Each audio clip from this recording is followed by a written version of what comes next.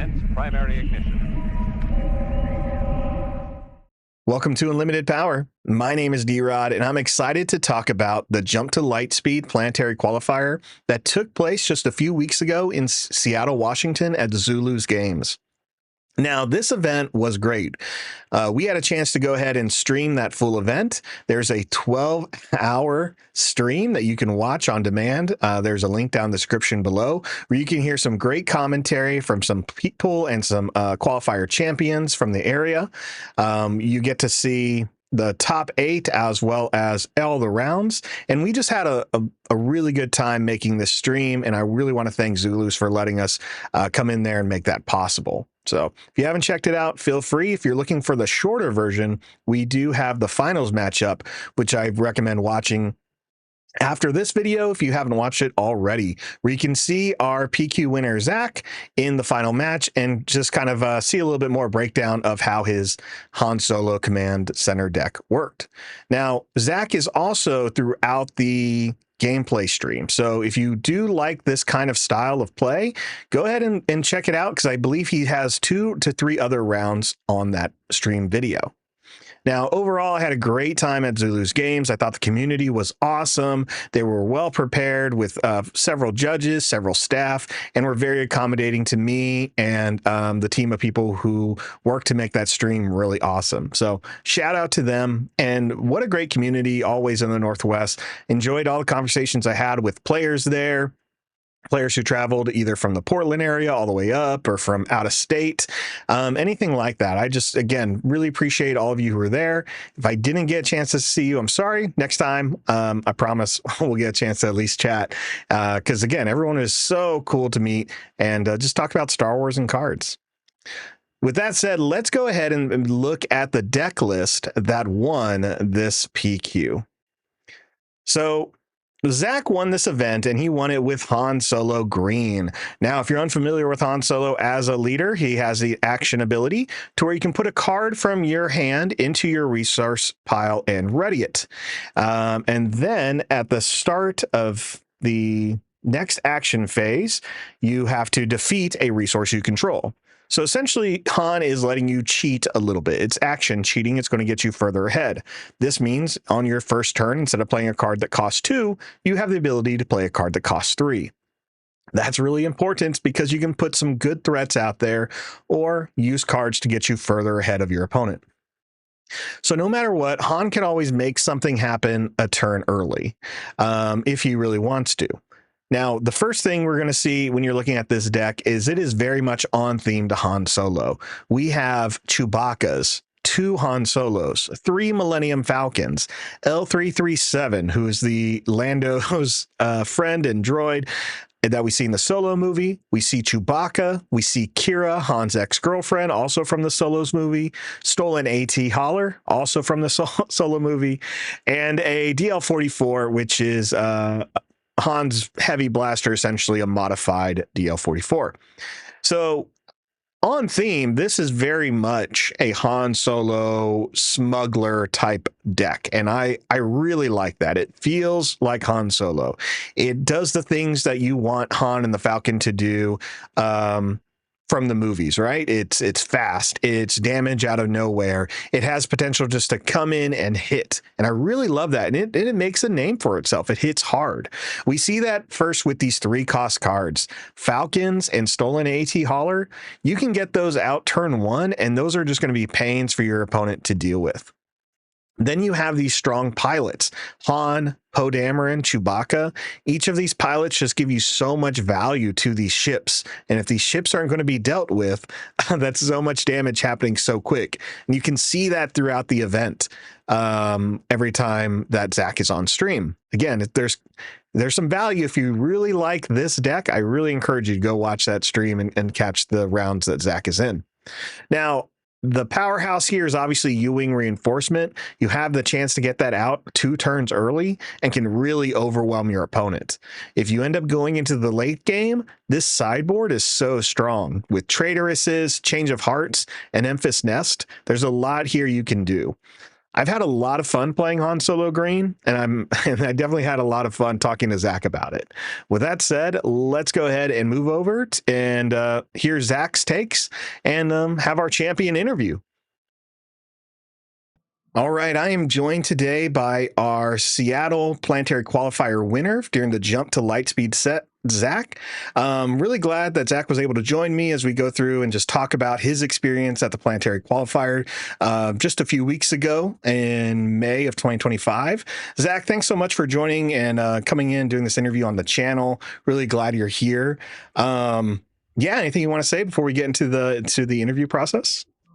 Thanks for having me. I love the content you put out. Thank you so much for streaming our games so we can always, watch more Star Wars Unlimited. I think we're all here because we love the game, and people like you make it easier to enjoy it as much as possible. So thanks for having me.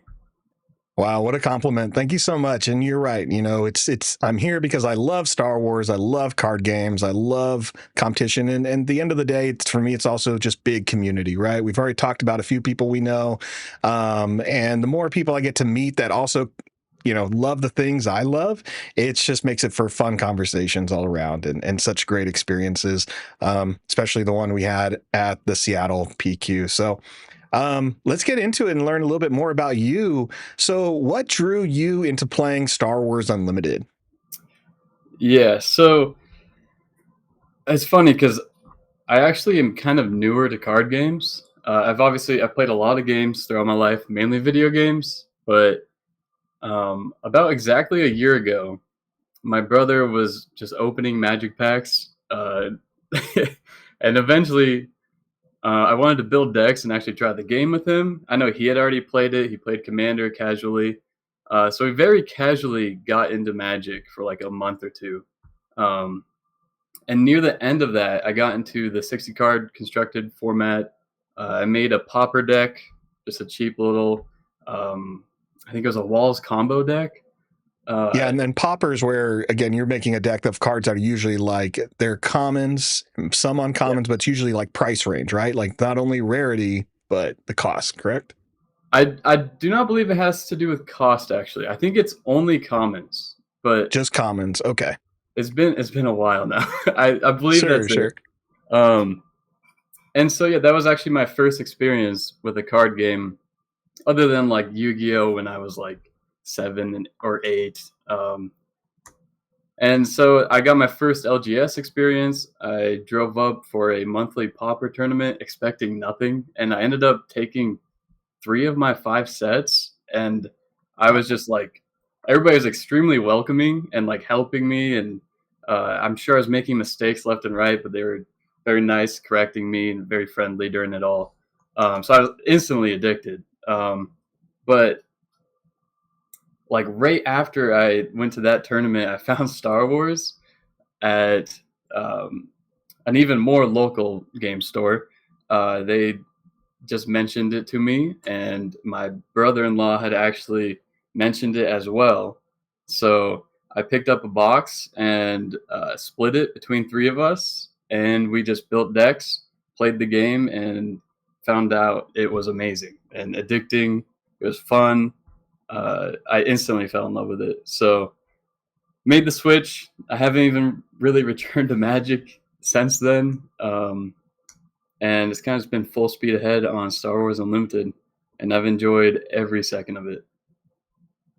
That's awesome, man. So, I love hearing about that experience, kind of where you started. Does your brother play Star Wars Unlimited as well, or did he end up staying with Magic? Okay, cool. Yes, he does. Yep.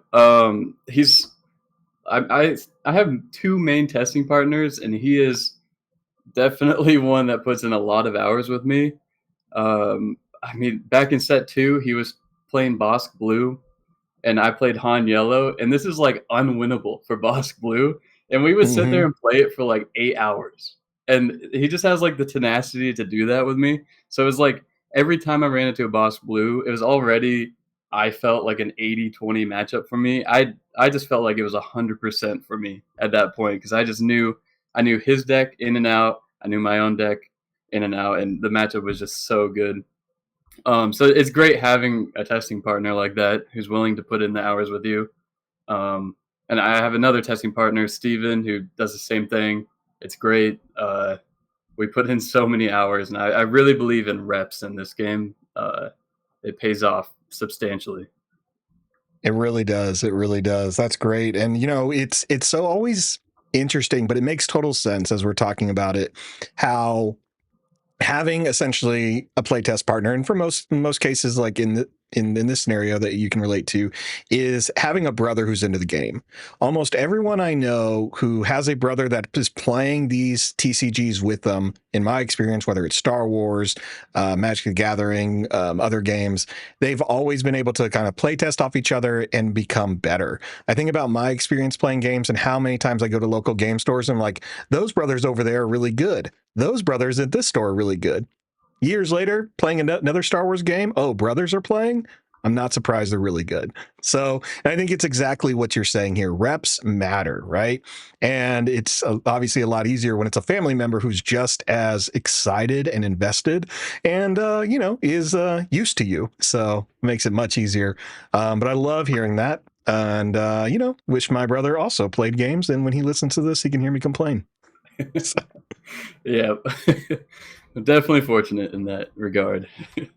yeah, so you were setting up, and you've been playing Han for a while, which is awesome. Um, you know, so what were the reasons why, though, you wanted to continue playing Han going into Jump to Lightspeed and these PQs? Yeah, so I've had a lot of success with Han. Set two, I did very well in my first PQ. I lost in the finals to Boba Green, which was definitely a tough matchup for Han Yellow at the time. Uh, and set three, I did very well in Han Yellow. I've just only played Han. I'm just a one trick kind of player in everything I do. If you know League of Legends, I just play Kassadin. Like I just play Kassadin for like 500 games in a season. Wow. It's disgusting sometimes, but and it just carries over to this game too. Apparently, I always have other decks built, but I just always find my way back to Han. I enjoy all of the lines. I enjoy playing above curve. I mean, it feels like cheating, and it kind of is. I mean, it's hard to answer a 4/5 in space on turn one. So I think what really the main switch up though is green for me. I've always played Han Yellow, and so a couple of weeks leading up to this PQ, I tried Han Green, and I fell for the usual traps. Resupply on turn one. Okay, now what am I doing turn two? I don't have many good four drops that I'm like excited to play. Um, so like that's just not a good line. I want to drop either just a cheap two drop ship in space or on ground that will get powered, and then I can ramp the next turn, and then that way it puts me onto five onto my flip on turn three, and I feel like I didn't like play under curve on my second turn. Uh, I was just like slapping a Chewie on a ship. I was pilot happy, and everybody was playing upgrades. And I learned the hard way when I first played Han Green, and it it just wasn't clicking for me at first. So I hopped back to Han Yellow, my comfort deck, and it just wasn't quite performing to my expectations. And so I just went all in on green and started actually testing and thinking through all the lines. And luckily, there's been such great content out for Han Green recently. I know the KTOD guys kill it with their content. And Alexander the Greatest has been extremely helpful with uh, the play lines that he's put out publicly. There, so once I got all of his input, I kind of realized what this deck really is at its core, and it's just consistent. It's probably the Yeah. most consistent deck I've played since. Um, I mean, I just say Han Yellow because it's the only other deck I like play. I, but I try every other deck, and it just falls apart sometimes on me. I don't bring them to events. It's just mainly in like small testing increments. But Han Green seemed even more consistent than what I was used to. You always have a ship turn one. If you are looking for a pilot, you can safely mulligan, and you're gonna still have a turn one play. And that's just kind of like an old Han. Like that, you're just kind of fortunate with that when you play old Han because you can play your two drops, play your three drops. Um, but it still had that grinding factor that Han Yellow is missing now with DJ being banned. You you have your cunnings to stall them late game and race certain decks. You have your Enfys Nest that you can slap Blaster on and try to grind by bouncing their units. Obviously, Han unit's good, but double yellow just wasn't doing it. And green has salvages with home ones. They have everything good that yellow has now, plus more. And I just fell in love with the deck the more I played it. Yeah, your deck list is great. I know I've been messing around with On Green for a few weeks before that PQ, so definitely was rooting for you, watching you throughout the matches, and looking at the list again. I was just like, yep, this all makes sense.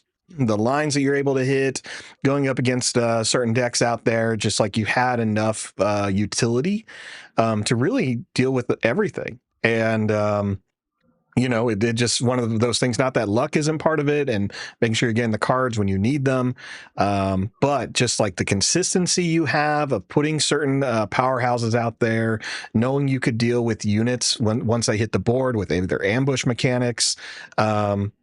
It's really great. And I say it all the time. My favorite thing about Han Green is it is thematically Han. It is all Han Solo. Like it is just, this is Han Solo with a minor amount of rebels, but it is Falcons, it is Han. Like it is, you don't get that in a lot of other games. You don't get that in Magic, where you can just say, I love this character and I want to do this and still win a big tournament. It's usually people suffer when they try to stay on theme.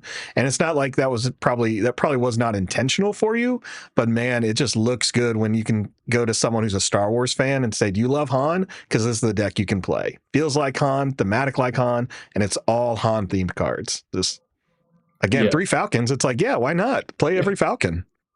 The amount of Play every times I Han. got all 3 Falcons out over the weekend was great. It's a blast. I'm not the biggest Star Wars fan. I've become one through this game in a way. It's like Yeah. really cool to. I've obviously seen all the movies. I mean, who hasn't? But revisiting them now, I can. I like actually know the characters. I know the names because of the cards. It's really cool to Yeah. be able to point them out. Yeah. No, I Uh, mean that's how I learned more about Star Wars. I learned more from flavor text and Star Wars cards in the past, I don't know, the 25 years than I have, reading books or listening to stuff. It's just, you just learn so much. I didn't know who Boshek was until I saw a card. And now I meet so many people who are like, oh, that's his name. And I'm like, I remember learning that too. yep. You find out like, oh, I actually care now, care more and know more. So it's really neat. Yeah. So you already mentioned that you were privately testing Han Green a little bit more. So it sounds like you weren't taking it to a lot of your local events, probably practicing with some partners that you mentioned earlier. Were there you've already mentioned finding some lines? Were there other combos or strategies that you were excited about that you saw in testing that you were just like, I can't wait to pull this off in a tournament? Yeah.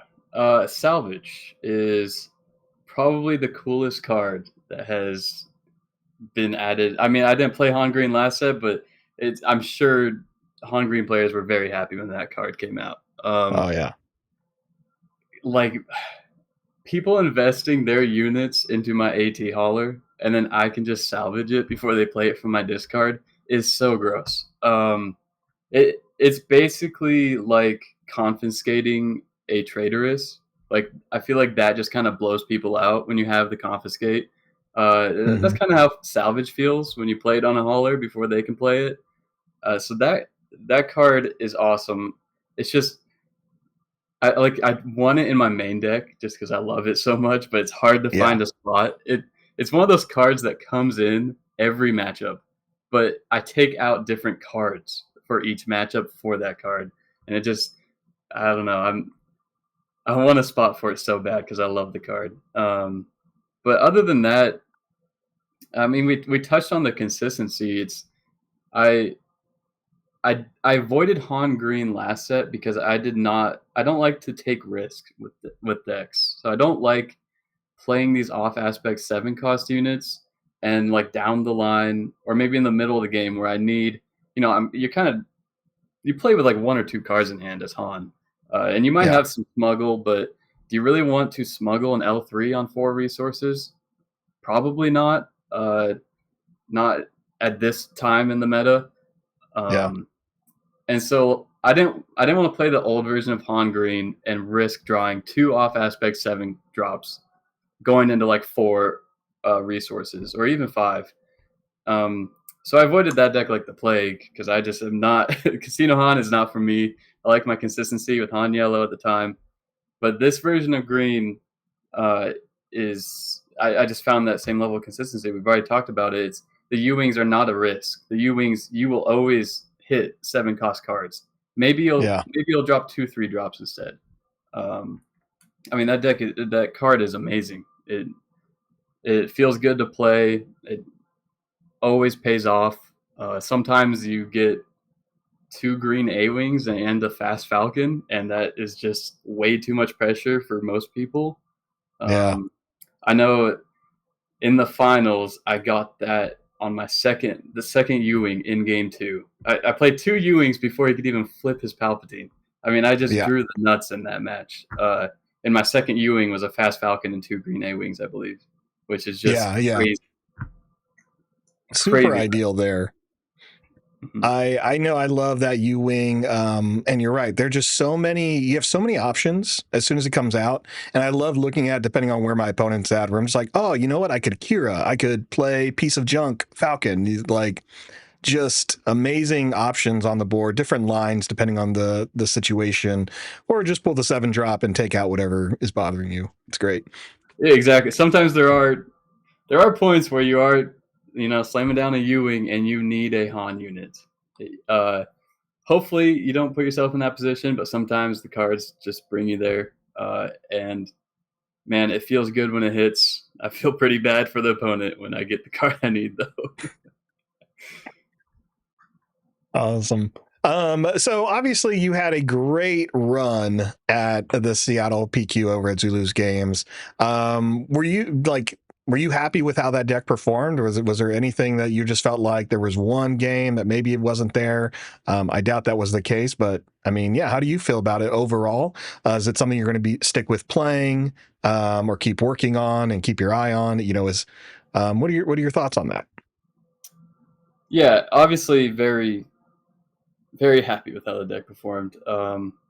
It's crazy because sometimes it's hard to tell if my preparation is paying off or if I just like run really good. Because sometimes it feels like I am just running really good and my opponents are not. And I'm sure it falls somewhere in the middle. I think obviously you have to have luck on your side in this game. Uh, and I definitely was fortunate. I feel like my deck performed exactly as expected, which is pretty rare. I feel like sometimes, um, I hear horror stories about people's decks falling apart. They're only drawing their 5 costs. They don't have a turn 1, 2, or 3 play. Um, that's not Han 1. Han 1 will always have those plays. Um, but even like down the stretch, the amount of U-wings I drew in matchups where you kind of rely on them.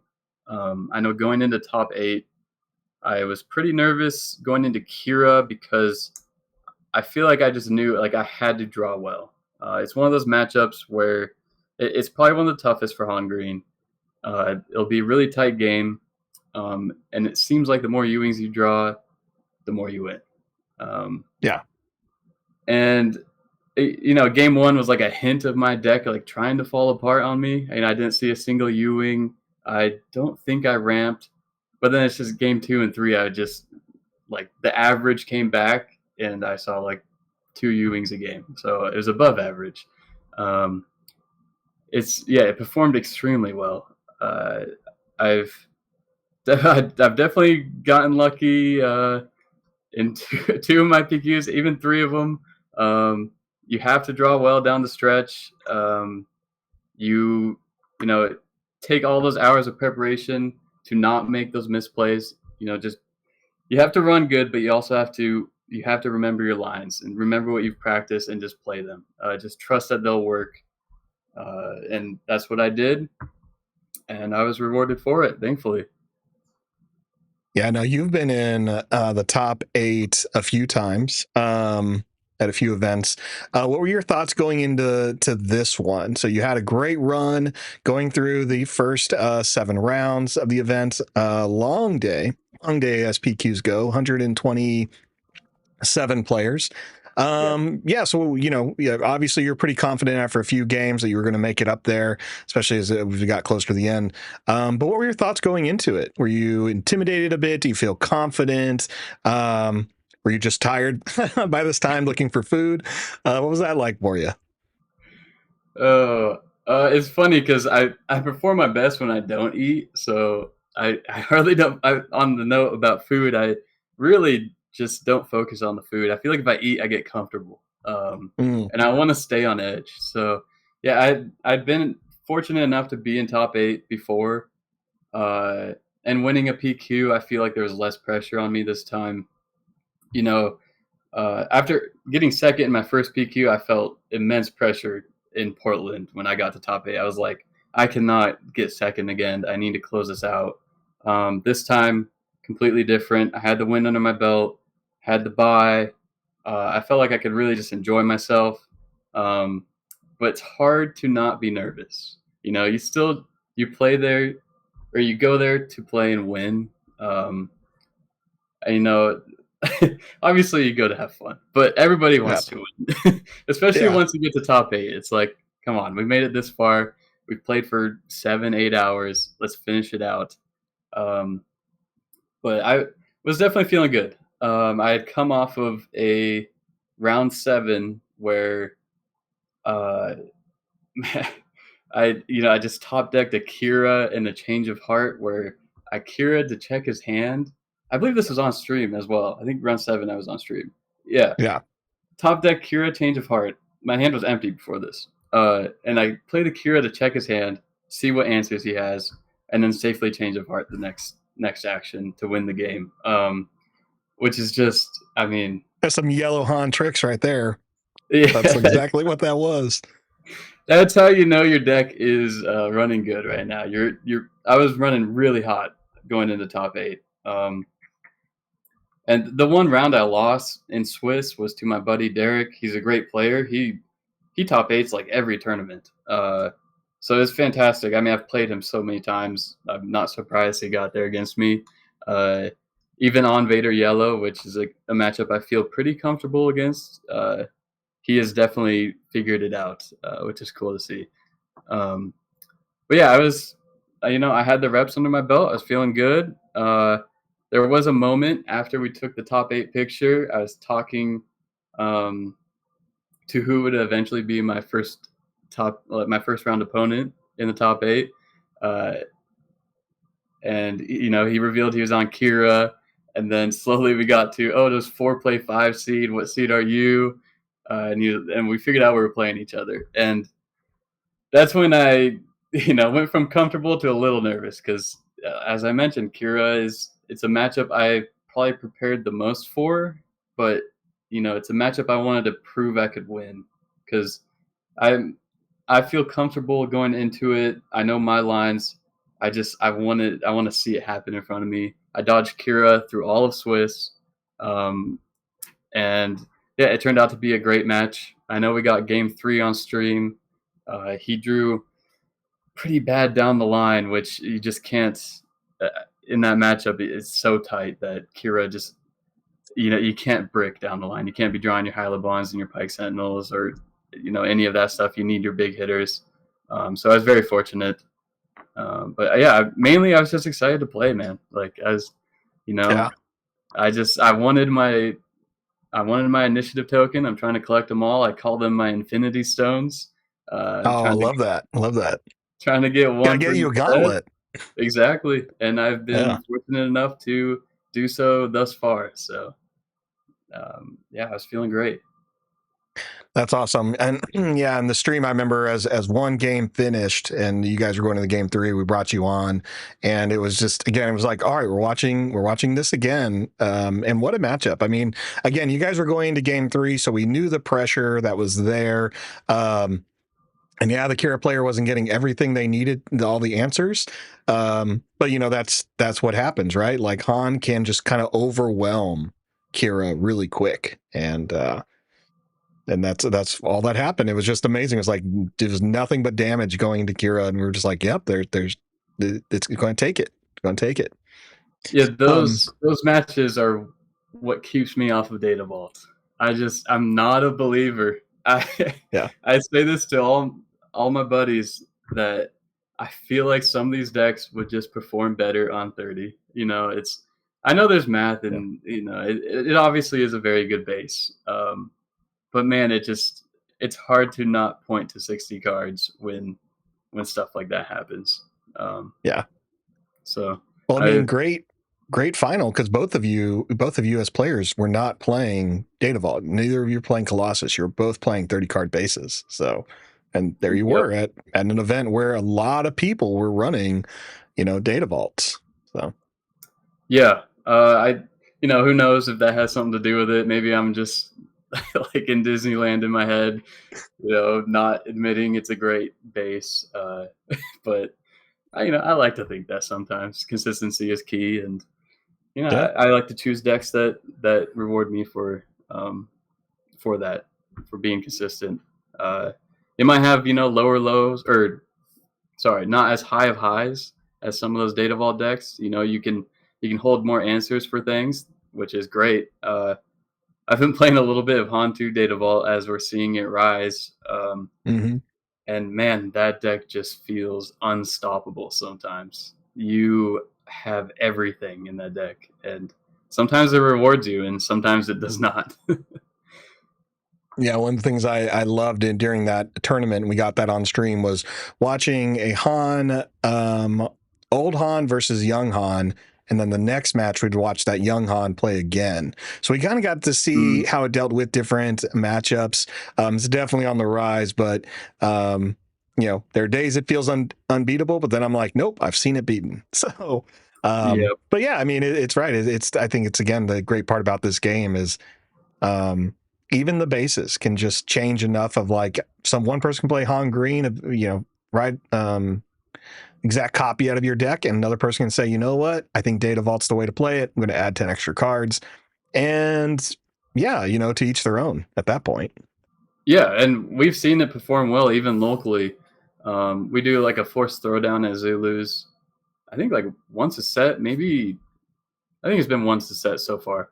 So basically, it's first place gets a convention box with like all the cool the Vaders and Palpatine, whatever have you, and then like second through seventh gets their choice of one of the cards of another opened convention box. And we saw a Han One Data Vault take that tournament down with some really good competition. I mean, the same players we see at these top tables at the PQ, they all go to this event. And yeah, it's just I mean, he runs those Marauders. I think he ran some of the off aspect 7 costs, and I mean, when that deck is hot, you are unstoppable. I mean, Luke is insane, right? If you can play Luke Yeah. in this already strong deck now, I mean, it's you can definitely get paid off for that.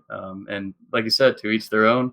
It definitely works for some people, and just find what you like. That's what's most important. Whatever you enjoy playing, and you can spend the most time playing. I feel like that's what's most important. You just have to be comfortable with what you're playing. Yeah, and you mentioned it earlier. A lot of times it's about getting reps in this game. And I've played a lot of Star Wars games and a lot of card games, and it's a very traditional term where we talk about piloting skills, right? You can take a deck that's one PQs, one big events, but you have to get the hours in playing, right? It's at Yep. some point it does come down to skill level, just and not just about do you have the right cards, are you playing the right deck, and you get better over time by playing and playing. You get better based on the people you are playing. So you mentioned, like, of course, a lot of the bigger players would come down for the throwdowns at Zulus because that's where the bigger players are going to be. This is how you get better, going to those PQs, playing those top eights, or even again just making time. I'm sure everyone in your practice circles, like, they get better every time they play you. That you make each other better, and that's so important in this game.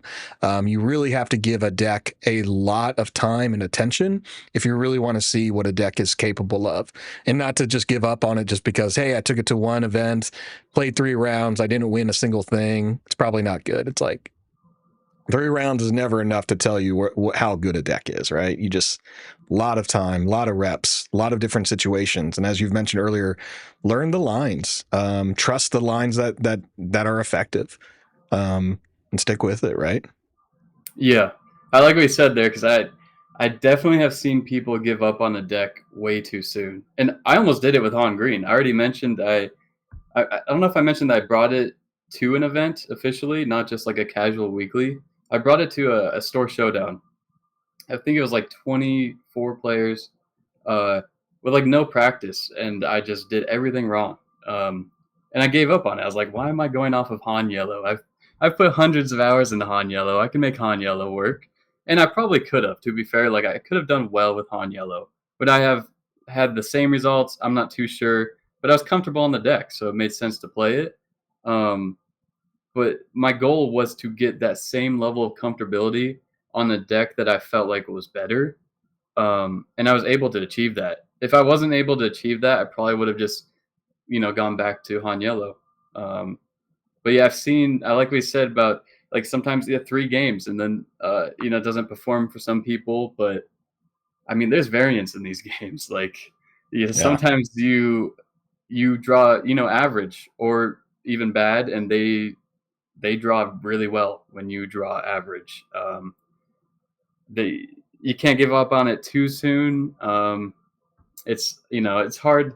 I'm no deck builder. I so I I can't really speak too much on that. I am one of those people that can just take a list. I Maybe I'll take some adjustments here and there. Mainly in the sideboard is where I like to express myself. Um, I don't think a lot of Han Greens are running 2 Change of Hearts. I think that card is underplayed. Um, God, yeah, well, you proved why you should play more than one in that final match. that card won me like 4 sets. I think it Wow. performed insanely, and Tantive as well. I was on Tantive on Han Yellow, and this card just continues to perform. Uh, even if like a Vader Yellow game is going late, Tantive just blocks him off, or it's a 5/7 in space with a little 2/2 that you know it's like 7 damage all of a sudden. I know it won me a game against a Hantu Blue, an Anakin Data Vault. It's a lot of pressure in space, in one action. Importantly, it's one action you can claim, and you Yeah. know that's big. That's massive. Action economy is huge in this game. Um, and I know you also mentioned people get better when they play me. I definitely get way better when I play the people that come to my weekly as well. I mean, it's not my weekly, but the weekly I go to. Um, I've played at this little shop in Tacoma now for, I mean, probably almost the 10 months I've played the game, and uh, 3 of the 4 at the Portland PQ that was capped out last set was us from our local. It was us 3 and then Rob Briggs actually, which I know you've had on your channel. Great player. And then it was me and my buddy I play at my locals in the finals. So we have a extremely competitive group, and I'm so fortunate to be able to play them week in and week out. It's a group effort when you play this game. You can put in all the time, like solo, learn your deck, learn your lines, but the reps playing other great players is like invaluable. And so if you are looking to be competitive, you get rewarded for playing those competitive environments every week and really like not just playing to play week in and week out, which is fun. You know, playing casually. Like my Wednesday nights, I play definitely a more casual version of Star Wars, and that's fun in its own right. You know, I can bring out my trench deck that I've built. Um, but I'm extremely fortunate every Monday night to play a very competitive night of Star Wars. It keeps me fresh and you know gets me on gets me used to my deck against those that know their deck as well, which is important. Yeah, it certainly is. And what was the name of that store? Shout out to them. Yeah, Mindful Games in Tacoma. It's we have a tight knit like 10 to 12 players that go every week, and it's fantastic. Love that. So if you're in the Tacoma area or traveling, there you go. If you want to try to get better, there's a great competitive play, and what an accomplishment that is when you and your group or people from the same store can make that top eight after traveling 2.5 3 hours and still be in the whole event, right? That's always great. So that says a lot. And again, it's everything we've already talked about, like who you play against, how you practice, that all matters. When you're trying to be competitive, it's worth it to take the time and practice more with people that are difficult for you to beat, people that are a little as competitive as you want to be or more competitive. It's worth taking that chance rather than practicing with someone who isn't taking it as seriously, going to a little bit more casual stuff, or just using other means on online play. So I think that's great. Yeah. Yeah. So I think we've already talked a little bit about your Kira matchup, but was there any other matches that really stood out to you that you played against? Oh yeah. Normally I remember my losses pretty well, but I've lost to Derek so many times at this point. um, but there is a match in my Swiss. I believe it was around 3 or 4. It was a Hantu Data Vault. I actually think it was one of the casters because I think he mentioned it on stream when I was going back and reviewing the games. I basically watched the whole tournament again because I just love watching Star Wars. And I think his name was Joey. I don't Yeah, know. Joey. Yep. Okay, so I think he was commentating. He was on Han2 Data Vault, and I was actually way unprepared for Han2 Data Vault going into this tournament. I was not expecting it to show up like it did, um, which was just a lack of preparation on my part. But uh, so I kind of had a game plan, and it kind of fell apart when I played him. And we found ourselves in a game 3, and I drew into both my Traitorous because I saw he had Dark Sabers, at least a Dark Saber, and I was like, if he can't stick this on his leader, a Traitorous could be game winning if I need to play it. I know I mentioned I don't like risky plays. Traitorous is a very risky play. Um, so this is like a do not try at home play. But he slaps the Dark Saber down, has no more resources, so safely I can Traitorous it, get a swing in. I've already gotten the value. I'm very happy with that Traitorous. Um, the next turn he confiscates it, and I'm holding another Traitorous.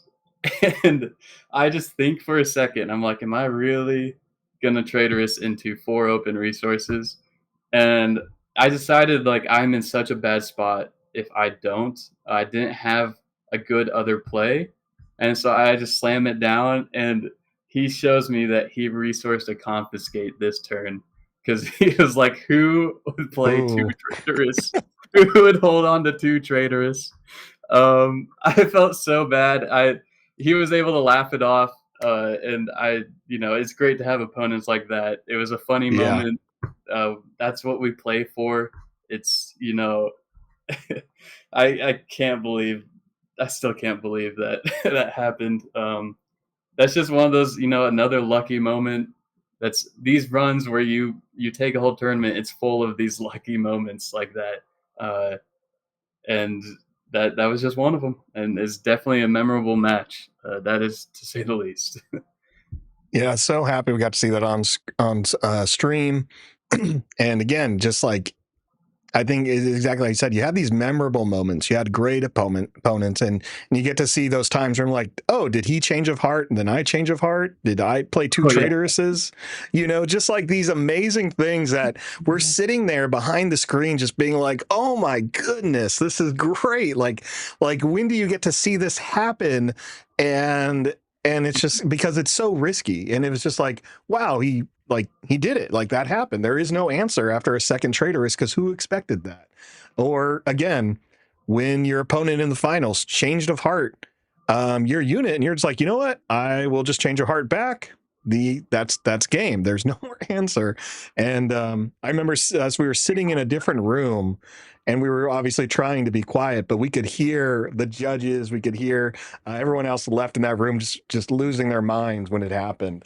Um, because it was yep. just like, when does this happen? And so excited that you got to experience those moments.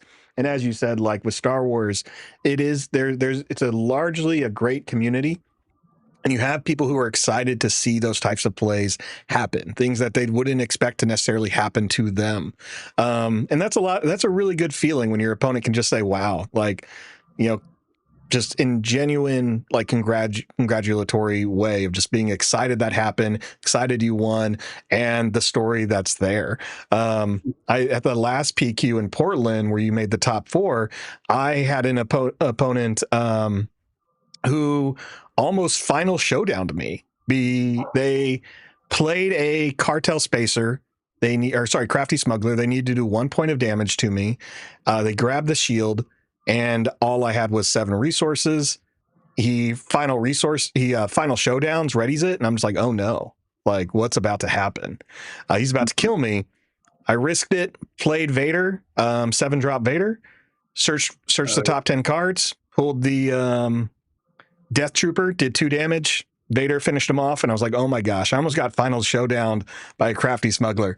But if he got it, and we talk about it every time we see each other, like it was awesome no matter what. And if it happened, I would have just been so excited for him. Of like, you did it. You final showdown me to win the game. Like on Yeah, theme. Just great. yep. Yeah, you can't be mad when you see a card like that being played. It's you read it and it's such a cool card, but it hardly sees play. Yeah. Just because it's such like niche scenarios that it would actually work. Uh, I love that. Yep. I love those No, cards. I love those stories. Um, and yeah, the community is great. Absolutely fantastic.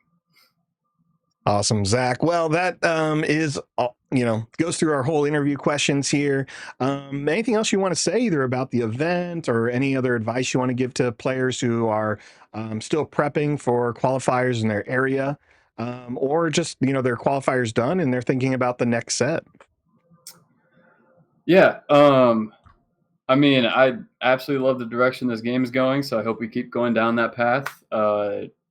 As we mentioned, the community has been great, so let's just keep holding each other up, keep being happy for each other.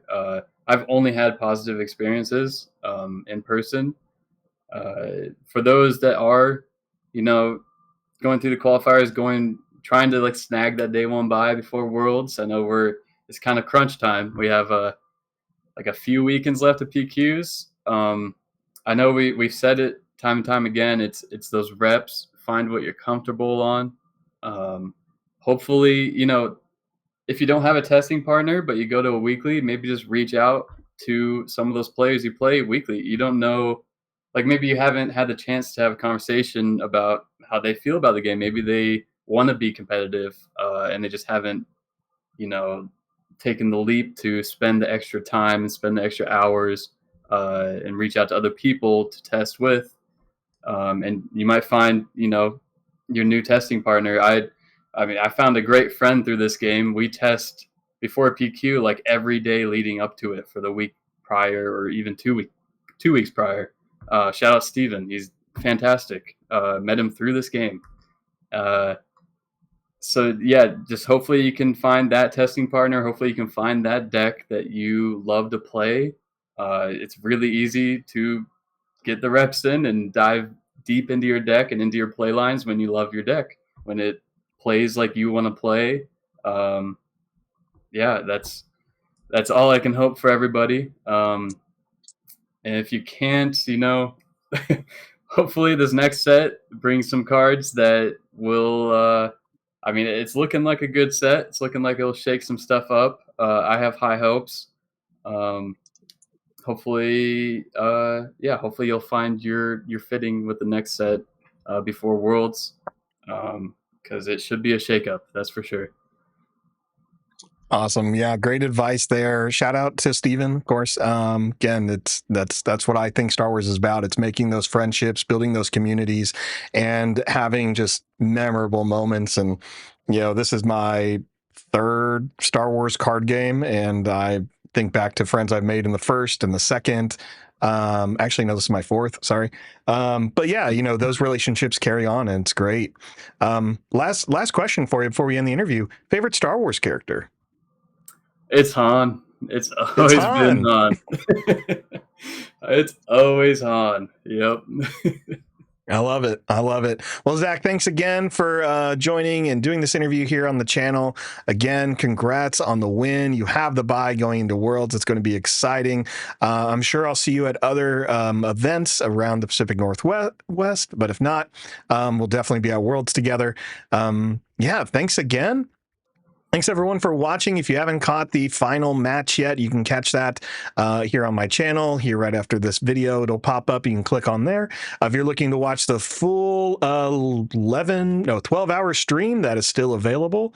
Appreciate everyone watching. Thanks again, and may the Force be with you.